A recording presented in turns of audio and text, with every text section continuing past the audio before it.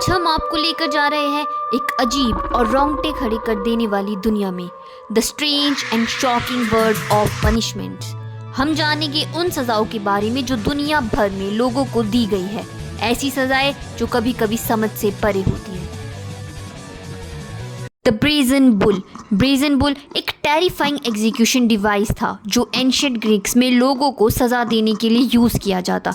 एक बुल जो ब्रॉन्ज से बना होता था, उसके अंदर एक छोटा सा रूम था। नाउ अपराधियों को इस बुल के अंदर जिंदा डाल दिया जाता था और फिर उस बुल के नीचे आग लगा दी जाती। जैसे जैसे आग तेज़ होती, बुल के अंदर का रूम गर्म होता जाता और बुल के अंदर से अपराधी की चीखने चिल्लाने की आवाज़ बढ़ती जाती और इस तरह से उस अपराधी को बहुत ही भयानक मौत मिलती। दी सैक। ये सज़ा एंशिएंट रोम में अपराधियों को दी जाती थी। इसमें अपराधी को सैक यानी बोरी में डाल दिया जाता था।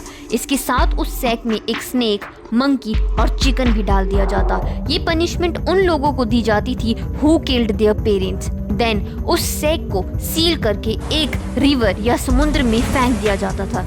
एज द पर्सन जो सैक के अंदर होता था वो सांस लेने के लिए संघर्ष करता, तो panic animals would attack him and create a chaotic and brutal scenario. इसका गोल ये था to ensure that the punishment was as horrifying as the crime. Boiling in oil. ये सज़ा सुनने में इतनी भयानक लगती है कि कल्पना करना मुश्किल हो जाता है कि इसे कैसे दिया जाता होगा। अपराधी को एक बड़े बर्तन में डाल दिया जाता था जिसमें खोलता हुआ तेल भरा होता था। सबसे पहले एक बड़ा बर्तन तैयार किया जाता जिसे तेल से भरा जाता था। इसे आग पर रखा जाता और तेल को खुलाया जाता।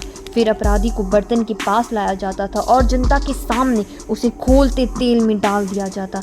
जैसे ही अपराधी तेल में गिरता, उसकी चीखें गूंज उठती। तेल की गर्मी से उसका शरीर जलने लगता और वह तड़प तड़प कर दम तोड़ देता था।